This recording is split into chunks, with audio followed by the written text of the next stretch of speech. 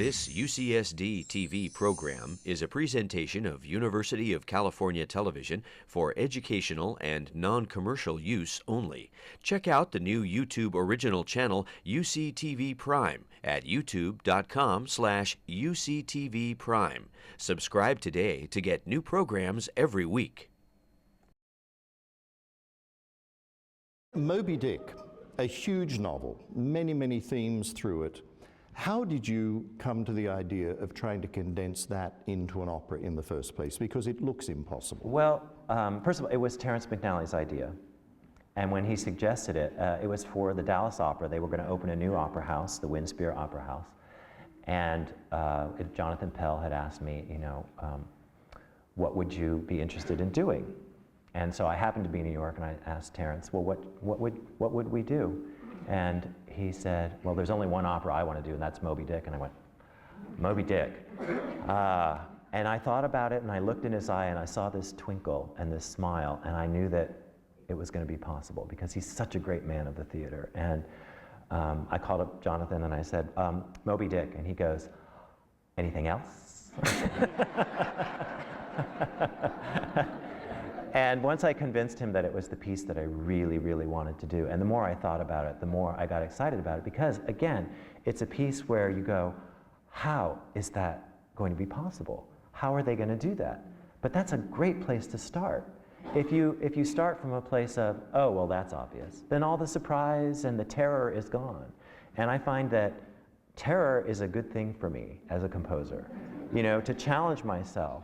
I was saying to my mom's music class earlier today, when I take on a project, especially something the size of an opera, it has to be something that's going to sustain my passion and interest for at least 4 years, which is usually the time from the ask to the premiere, is about a 4-year period. So it has to be something that I'm excited about, but it also is going to have to be something that the audience is intrigued with, right? That the public feels connected to and still feels relevant and also challenging, like how are they going to do that? Now, Terrence didn't finish up doing the libretto, he had to withdraw for personal reasons, unfortunately, but I wound up being able to go to my good friend Gene Shear, who I'd worked with many times, and Gene is a brilliant wordsmith, and he's got a real poet's soul.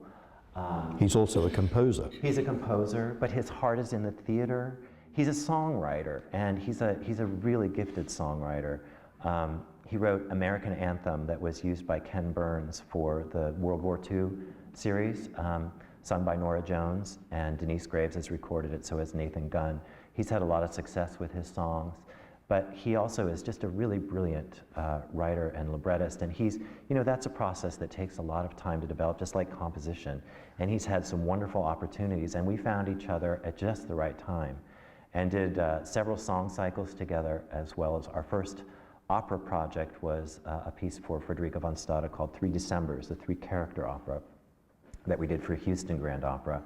And then when Terrence had to withdraw, I went to Gene, and Gene had that same look like Moby-Dick, and he said, let me read the book first. And so he read it, and he said, you know what, I think it may be the best idea ever. So how did you decide on the themes that you were going to pull out of that book? There were 3 things that I took away from Terrence that were very helpful that we kept. One was that Ahab was a Helden tenor, and more specifically that Ahab was Ben Hebner. That was our model. Who sings it here in San Diego. And who sang the premiere. And who said yes right away before he'd even heard a note, which was very encouraging.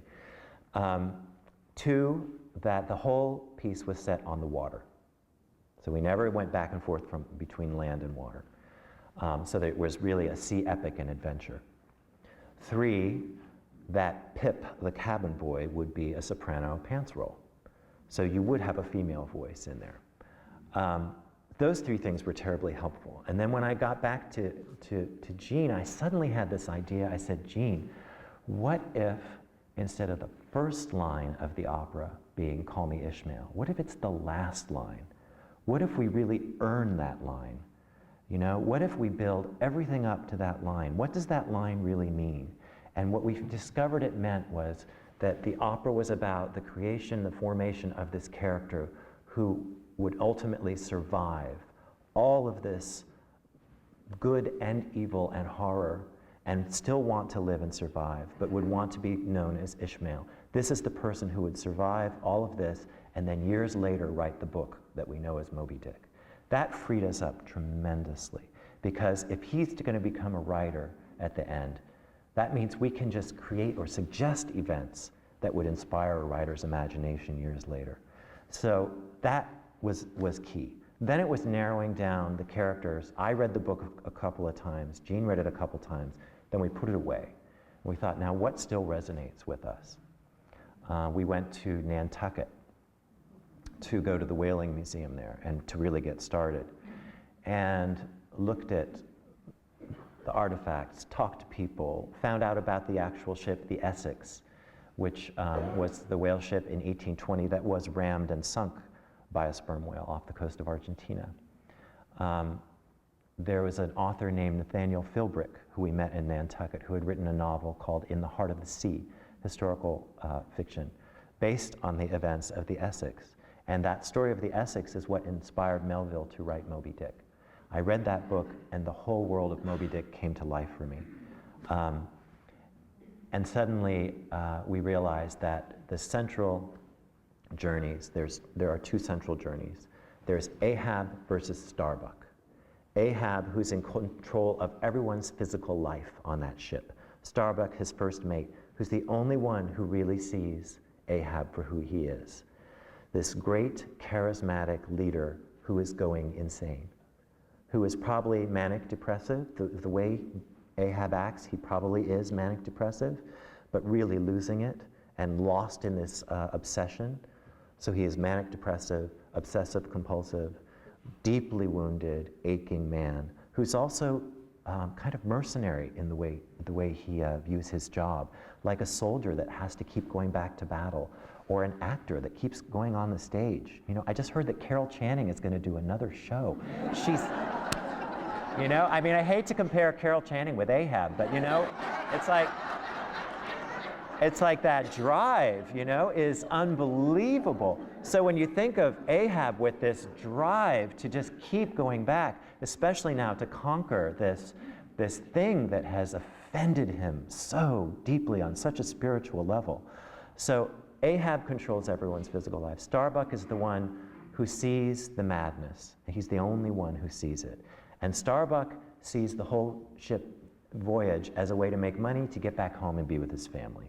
There's a wonderful duet, in fact, between the two of them that reflects that very well in the end. When Ahab has a slight moment of lucidity. Yeah, and he actually becomes human for a moment or two, which is quite marvelous. We see a human side of him. We see glimpses of it through the first act, but it isn't until towards the end of the second act when even he realizes it's too late. And then this character Greenhorn, who will become Ishmael, the character that calls himself Ishmael. He's this unformed, lost, depressed young man who decides to go on the ocean to find meaning in his life, to find connection. And where does he find it?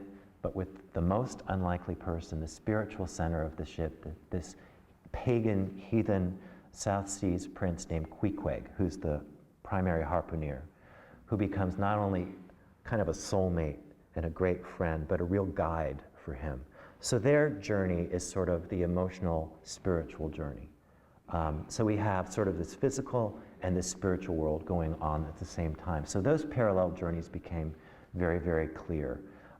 Pip, who goes mad and becomes kind of a seer, is kind of the heart of the ship. He reminds everyone of what's so fragile and what's at stake, because there's a moment when Pip is lost at sea. Stubb and Flask, the second and third mates of the boat, for their role on the ship in terms of organizing everything and also as comic relief, which we desperately need. And then the other characters, this huge men's chorus, and the sea. The sea is a very important character in this. The whale itself, we wonder, is it like the moon, where the whale represents whatever we project on it? I mean, ultimately, the whale is a whale. Does it know that, you know, Ahab's mad at it? Does it know that people are obsessing over it? You know, I mean, that's a question that people, you know, can interpret. I think it's a whale. You know, I think it's more about the people's obsession with the whale than the whale itself. Well, let's get to the sea for a minute, because What I found the moment I heard it in Dallas, and it's now been performed in Dallas and Adelaide, South Australia. It then is being performed in Calgary, then with San Diego Opera, and on it goes to San Francisco, and at least 3 or 4 other companies that have already wanted to take it on. I think they'll discover what I did, and that is, in the prelude itself, you immediately smell the sea. It's quite a remarkable achievement. Could you let us hear a little bit of the prelude? Sure. And give us a sense of what the themes are in the opera? Right. I'm very big on themes, motifs, leitmotifs, rhythmic, melodic motifs, harmonic motifs.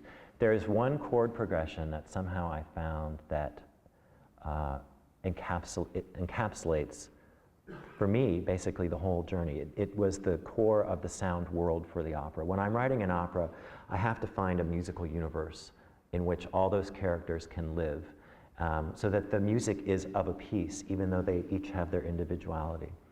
And for the longest time, I didn't know where it came from. And it's a 4-chord theme. It's just this. I'll do it down here.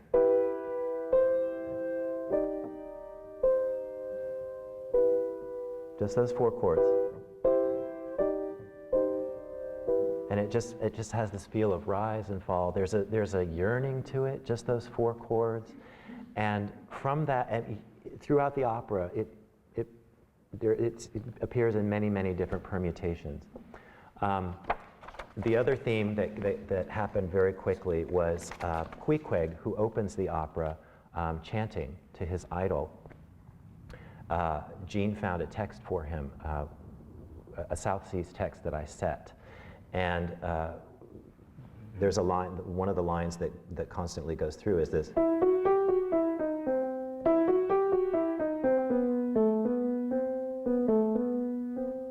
And so this theme represents Queequeg, and a lot of things develop from that. So we have, and we have,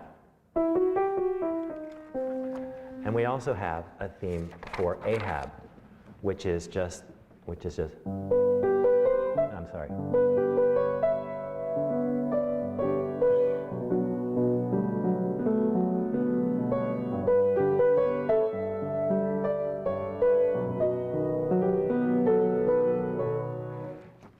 Just that very simple, right? And we also have another theme that developed, which was Death to Moby-Dick, which is the rousing call when Ahab is trying to get everyone on his side. And that, you hear, is just very simply, Death to Moby-Dick, right? It was interesting, though, when I got to the end of the opera, I finally figured out what that chord is.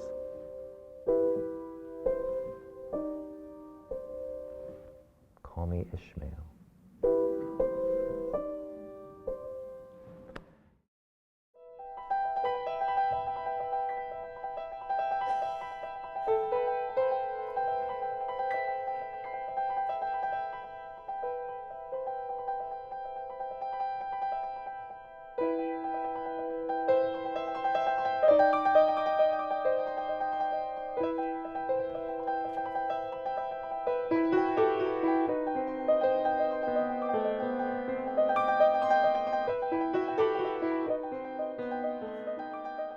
The design team waited until they heard the score played through. It was me on the piano, but they waited until they heard the music before they started to work, which was terribly moving because they really took, you could go from the libretto, but the libretto is going to give you just so much information. I mean, in an opera, the music ultimately has to lead, and it gives you all the information about this other life beneath the sea, beneath the surface of the skin. And they waited to hear that before they really designed, and I found that terribly moving. And it's reflected in this beautiful production that is, it's remarkable for many, many elements. It's vast, it feels big, it feels energetic and exciting, and yet can feel so intimate too. And it's full of visual surprise. It's a very exciting. It actually needs some acrobats because of the masts they have to run up and the way the whaling ships are done. And while we're here, actually, those are being auditioned Oh, really? Down at the Civic Theatre. We're trying to find people who are prepared to climb masts and take all of those risks. Oh, you should have seen the first day of rehearsal when we were on stage during the premiere, when the tenor, Stephen Costello, and Jonathan Lamalu, who played Queequeg, and all these other singers, came out and they saw the mast they were going to have to climb and then sing from. And Jonathan Lamalu, who is afraid of heights, just went out there and went, oh. He used a couple of expletives, which I'll spare you, but he just basically walked off, just going, I can't. But he sure did. But he did. Yes. They all challenged themselves, and it is just thrilling to watch people going up and down those masts and see these sails coming in and out, and these wonderful thrilling use of three-dimensional computer graphics and projections. It's very, very exciting. On our stage, it's actually one of the most impressive things we've ever done, and there's technology used that we have never used before.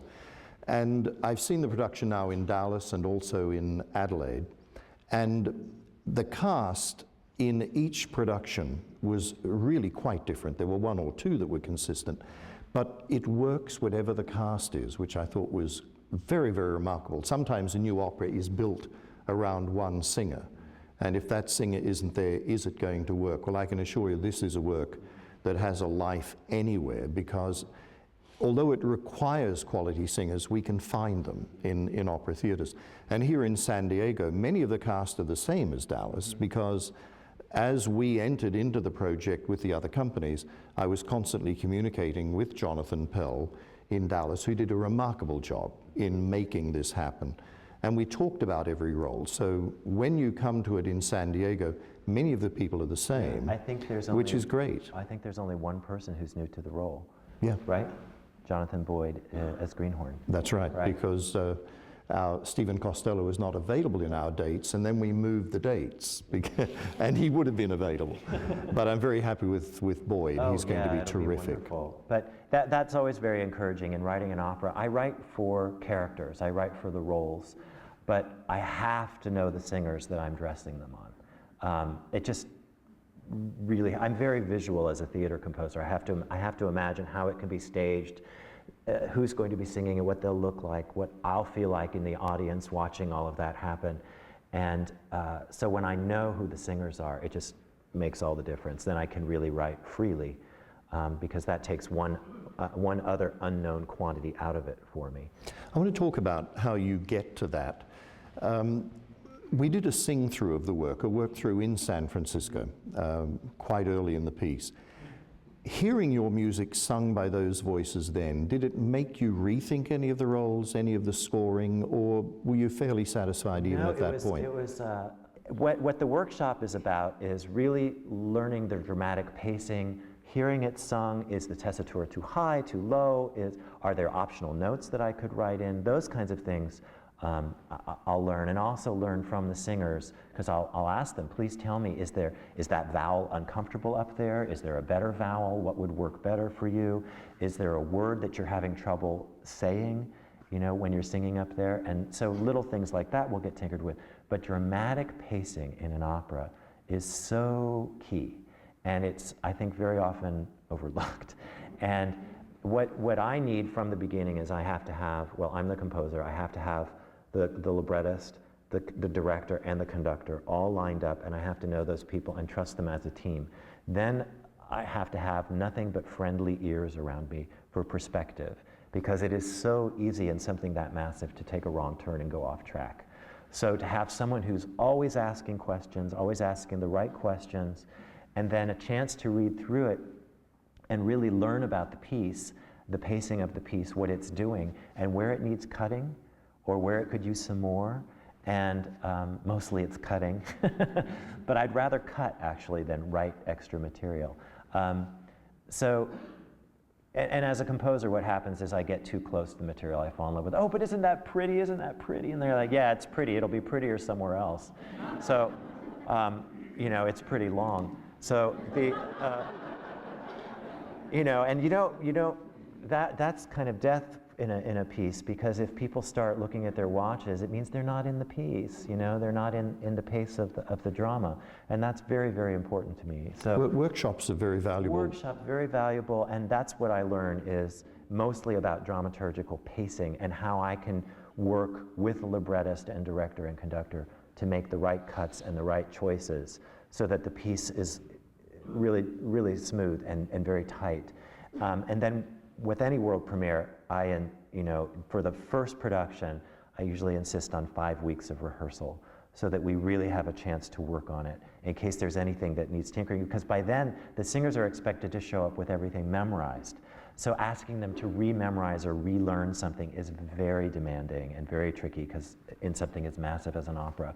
But it's still doable. You can do little things. Are you changing the orchestration during that period because you get voice balance with the sound? Yeah, a little bit. You know what was amazing with Moby-Dick? We really didn't have to change anything. Yay. I've learned so much from just writing in this form and working in different sizes, because Dead Man Walking was huge. And Patrick Summers, when I was working with him, he said, when you're orchestrating this, err on the side of over-orchestrating. Because again, it's much easier to cut something than it is to take the break and write something in. You know, but I can call out bassoons, tacit, the next 20 measures. That's easy. You know, so I learned a lot from that. And then my next opera was The End of the Affair, which was 6 characters and a 24-piece orchestra, and no chorus. And then the next piece was 3 Decembers, which was 3 characters and 11 players. And then in the meantime, I wrote a 1-act for a Baroque orchestra, something else for a chamber ensemble.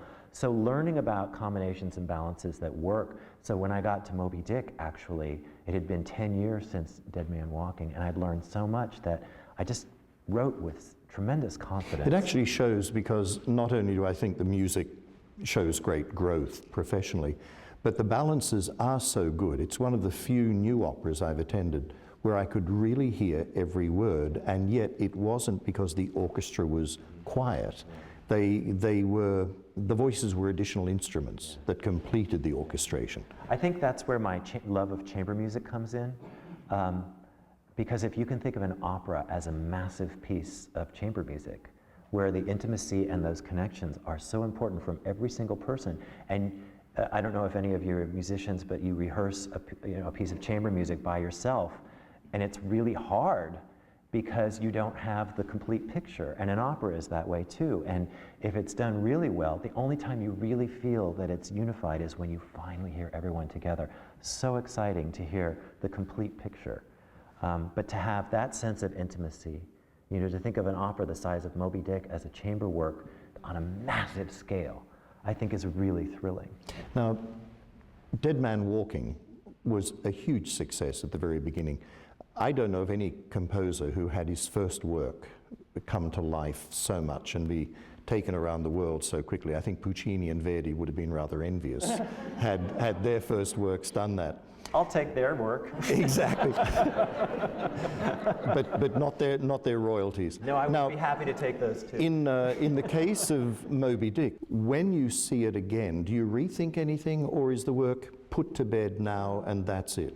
I always doubt myself, so that's why I have friendly ears around and people telling me whether they thought it was too long or too short. And you know, and I pay attention. I don't read reviews, but they matter tremendously. I mean, they matter a lot, and people who write them are passionate about it. And I can't read them because I'll get the specific language in my head and it will torment me. But I do need to know whether they're good or bad. So my partner always reads them, and then he tells me whether it was good or bad, and also if there's a particular spot that keeps coming up or not. And in this piece, there didn't seem to be. And from the friendly ears around me, I also didn't get that sense either. There was one place that I shortened at the very end, and we tried it out in Adelaide, and now it's permanent in the score. But that's really the only thing we changed. It's an overwhelming process writing an opera. Again, you live with it. Well, I live with it for years. Those characters, their music, their journeys, getting to know them so well. But then one thing that I'm very lucky with is after I've written the piece and I've seen it produced and I've gone through that whole birthing process, it really is this process of about 6 months to a year where suddenly it just leaves me, you know, and it doesn't feel like mine anymore. I know how it goes, I know how I want it to go and how it should go, because I feel like I sort of channeled it through, but it doesn't belong to me anymore in a sense. And so I gain perspective. And the work feels very strong. And it feels like a work where I want to hear what different singers and actors will bring to it, and directors eventually. You know? Yes, at the moment, this 5-company consortium that made it possible are all using the same physical resource, sets and costumes, and the stage director. But you're right, when it breaks out with another concept, another director interpreting the words differently, it must be rather exciting, because Terribly that happened with exciting. Dead Man Walking. Terrifying. Yes. Yeah, it can be terrifying. Yes, I've seen a couple of productions of Dead Man that I'd rather forget about. But you know, But that's where you've got to let the baby go. You've just got to let it go. And, Yes. and the fact is, if the piece still has power, despite, you know, a production that I don't particularly care for, you know, that's fine. I mean, because I want to be surprised too. And if I've written a piece that has many possible interpretations and perspectives, that's a really good thing. If it can only be done one way, I'm probably in trouble, you know? Yeah, you definitely would be, because every singer brings a different feeling to the piece. Yeah. Even though it's those words and that music, there's still interpretation that can be there, and it's got to be there also with the conductor and the stage director. It's still your music, but they shape it differently according to the resources they have. Yeah, and also each singer brings their own life experience to it. It was really interesting hearing J. Hunter Morris sing Ahab in Adelaide, because he had just come off of singing Siegfried at the San Francisco Opera over the summer, and then suddenly he's got a peg leg on, and you know, he's singing Down Under, and he brought a totally different energy than Ben Hefner. It was really interesting, but he really made it his own. I was very proud of him and very impressed, because Ben was so powerful and ferocious in it, but that was greatly reassuring too, because it means that other singers will find other aspects of Ahab. Well, look, we've come a long way. Conversation has to come to an end, I'm afraid. But I want to thank you, I want to congratulate you, because when I was at the workshop, as somebody who had contributed to take this risk on you, which I felt was not a risk, it was a relief to hear the whole thing come to shape and say, the investment's a good one. For everybody. So thank you, and thank you all for being here, and see you at Moby-Dick.